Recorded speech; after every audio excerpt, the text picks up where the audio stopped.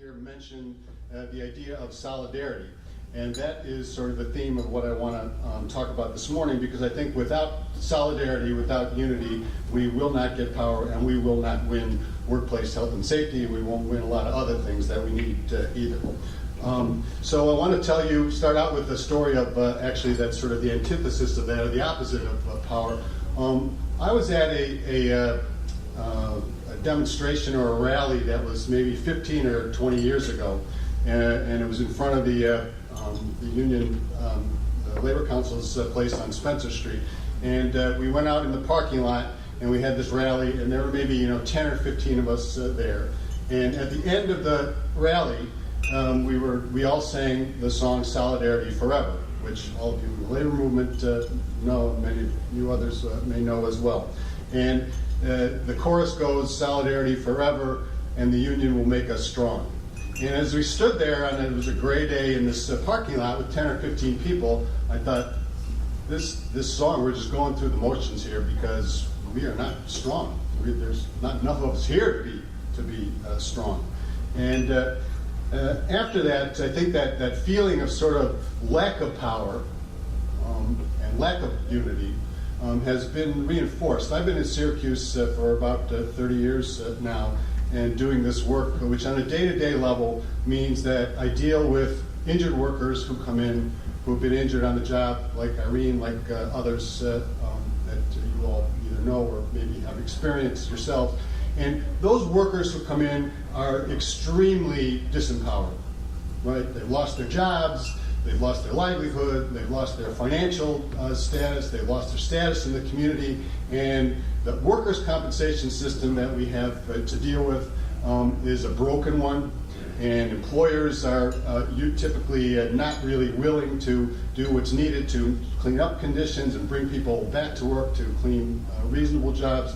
So with every day in that system, it's really I would call it not exactly an empowering sort of kind of activity, right? It's more like let's see what little reward or little benefits we can kind of grab or eke out of it.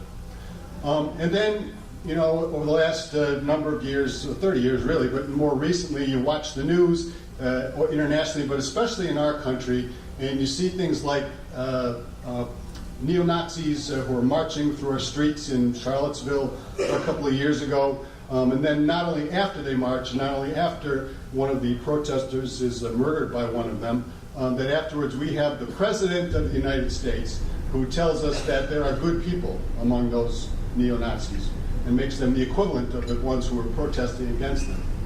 And on a smaller scale, what we see is a couple of weeks ago, there was an article in the newspaper about Medicare for All, single-payer health care effort that's going on. And one of the letters to the editor in response to that was from a guy who identified himself as a 28-year-old guy from Syracuse. And what he said was, "I do not want a single-payer healthcare system. I don't think we should have universal health care. Health care is not a right." And why is that? Because health care, or people's health, is, if you have bad health, it's the result of those bad choices that you made.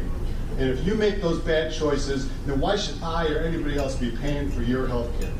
So I don't want to pay for it. I don't think anybody else should pay for it. And to me, that stood out for a number of reasons, but one of the ones I'm bringing up today is because it was the antithesis of the idea of solidarity, right? It sort of speaks about a society in which everybody thinks of themselves as a complete individual. Their own interest is all that counts, and everybody else can go to hell, basically.